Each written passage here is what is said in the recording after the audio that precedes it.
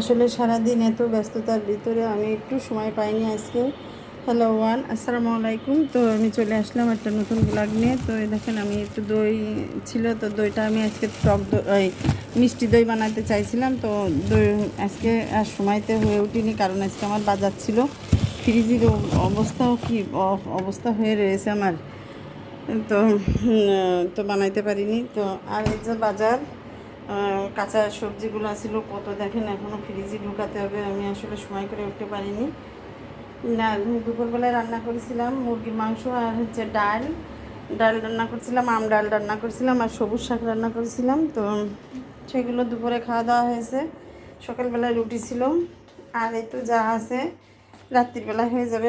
একটু ভাজি করবো, এই যে মুরগির মাংস যা আছে এটা দিয়ে হয়ে যাবে না। আর এই যে ডাল রান্না করছিলাম, তো ডালও আছে অল্প।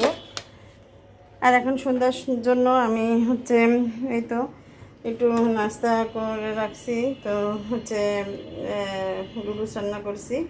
তো আমি একটু ডেকোরেশনও করেছি।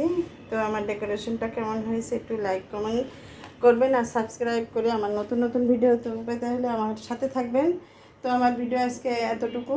তো সবাই ভালো থাকবেন, সুস্থ থাকবেন। আল্লাহ হাফেজ।